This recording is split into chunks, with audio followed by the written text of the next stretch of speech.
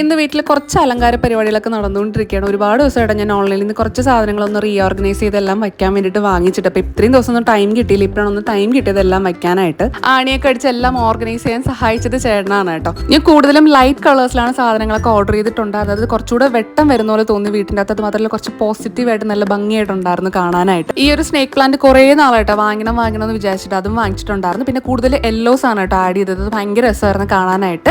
അപ്പോൾ ഇതായിരുന്നു final look. ഇഷ്ടപ്പെട്ടെങ്കിൽ തീർച്ചയായിട്ടും കമന്റ് ചെയ്യുക. രാവിലെ ഒരു 7 മണിയൊക്കെ എണീറ്റ് നമുക്കിന്നൊരു നൂലെട്ട് ഫംഗ്ഷന് മേക്കപ്പ് ചെയ്യാൻ പോകണം. അപ്പോൾ രാവിലെ ബ്രേക്ക്ഫാസ്റ്റ് ഒന്നും വേണ്ട, ഉച്ചയ്ക്ക് എല്ലാം കൂടെ ചേർത്ത് കഴിക്കാമെന്ന് വിചാരിച്ചിട്ട് രാവിലെ ഒരു ഷേക്കൊക്കെ ഉണ്ടാക്കി കുടിച്ചിട്ടാണ് നേരെ ക്ലൈൻറ്റ് വീട്ടിലോട്ട് പോയത്. ഇന്ന് സാന്ദ്രൻ എന്നോട് അസിസ്റ്റ് ചെയ്യാനായിട്ട് വന്നിട്ടുണ്ടായിരുന്നത്. അപ്പോൾ ഇന്ന് നമ്മൾ മേക്കപ്പ് ചെയ്യാനായിട്ട് പോകുന്നത് എൻ്റെ ജിം മേറ്റിനാണ്. കഴിഞ്ഞ വർഷമാണ് ഞാനും ഗൗരിയും പരിചയപ്പെടുന്നത്. ഗൗരിയുടെ കല്യാണം ആയിരുന്നു കേട്ടോ. അതിന് വേണ്ടിയിട്ട് വെയിറ്റ് കുറയ്ക്കാൻ വേണ്ടിയിട്ടാണ് വന്നിട്ടുണ്ടായിരുന്നത്. നല്ല അടിപൊളിയായിട്ട് വെയിറ്റും കുറച്ചിട്ടുണ്ടായിരുന്നു ഗൗരി. ഞാൻ 2021 തൊട്ട് 24 വരെയും എല്ലാ വർഷവും 2 മാസം ജിമ്മിൽ പോകുന്നത്. പിന്നെ വർക്കൊക്കെ വരുമ്പോഴത്തേക്ക് അത് നിർത്തും. പിന്നെ ഈ വർഷം അങ്ങനത്തെ ഒരു പരിപാടിക്കേ പോയില്ല. എനിക്ക് മനസ്സിലായി എന്നെ കൊണ്ട് ഇത് പറ്റൂലെന്ന്. അപ്പോൾ എന്നെ പോലെ ആരെങ്കിലും ഉണ്ടെങ്കിൽ കമന്റ് ചെയ്യുക. അപ്പോൾ ഇതായിരുന്നു ഗൗരിയുടെ ഫൈനൽ ലുക്ക്. വളരെ സിമ്പിൾ ആൻഡ് എലിഗന്റ് ആയിട്ട് ചെയ്ത് കൊടുത്തോട്ടോ. ഗൗരിക്ക് ഒരുപാട് ഇഷ്ടപ്പെട്ടെന്ന് പറഞ്ഞിട്ട് വൈകുന്നേരം മെസ്സേജ് അയച്ചിട്ടുണ്ടായിരുന്നു. വാവയ്ക്കൂടെ ഒന്ന് കരി എഴുതി പൊട്ടോട്ട് കൊടുക്കാൻ പറഞ്ഞിട്ടുണ്ടായിരുന്നു കേട്ടോ. ആദ്യമായിട്ടാണ് ഞാൻ ഒരു കുഞ്ഞു വാവയ്ക്ക് കരി എഴുതി കൊടുക്കുന്നത്. ഒറ്റക്കൈ കൊണ്ട് പിടിച്ചിട്ട് കരി എഴുതുന്നതുകൊണ്ട് ചെറിയൊരു പേടി ഉണ്ടായിരുന്നു തെന്നിപ്പോന്നൊക്കെ. പക്ഷെ മിണ്ടാതെ ഇങ്ങനെ ഒരു ബൊമ്മക്കുട്ടിയെ പോലെയാണ് കിടന്നത് കേട്ടോ. വാവയുടെ പേര് നദി എന്നാണ്. വാവയുടെ വീഡിയോസ് ഒക്കെ എടുത്തോട്ടെ എന്ന് ചോദിച്ചിട്ടാണ് കേട്ടോ എടുത്തിട്ടുണ്ടായിരുന്നത്. പിന്നെ അപ്ലോഡ് ചെയ്യുന്നത് കുഴപ്പമില്ലെന്നാണ് അവൾ പറഞ്ഞിട്ടുണ്ടായിരുന്നത്. അപ്പോൾ ഇതായിരുന്നു കേട്ടോ ഫൈനലായിട്ട് ഞാൻ കരിയൊക്കെ എഴുതി. വലുതായിട്ടൊന്നും എഴുതിയില്ല, ചെറുതായിട്ടൊന്നും എഴുതി കൊടുത്തേ ഉള്ളൂ.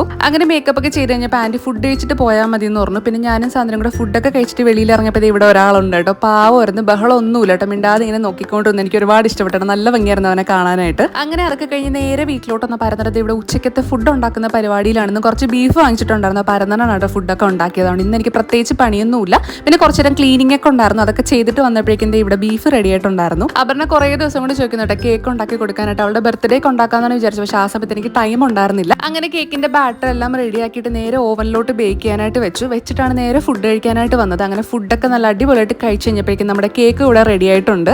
പിന്നെ കേക്കൊക്കെ ഒന്ന് തണുപ്പിക്കാനായിട്ട് വെച്ചിട്ടെടുത്ത് കഴിച്ചു നോക്കി. നല്ല അടിപൊളിയായിരുന്നു. ഭയങ്കര സോഫ്റ്റ് ആയിട്ട് വന്നിട്ടുണ്ടായിരുന്നു. പിന്നെ അതൊന്ന് ഫ്രിഡ്ജിലേക്ക് മാറ്റിയിട്ട് ഞാൻ നേരെ ക്രീം ഉണ്ടാക്കാനാണ് പോയത്. ഞാൻ ആദ്യമായിട്ടാണ് ക്രീം ഉണ്ടാക്കുന്നത് ബട്ടറൊക്കെ ഇട്ടിട്ട്. പക്ഷെ കൺസിസ്റ്റൻസി കുറച്ച് ലൂസായിപ്പോയി. പക്ഷെ ടേസ്റ്റ് നല്ല അടിപൊളിയായിരുന്നു കേട്ടോ. പിന്നെ കുറച്ച് നേരം TV ഒക്കെ കണ്ട് അങ്ങനെ ഇരുന്നു.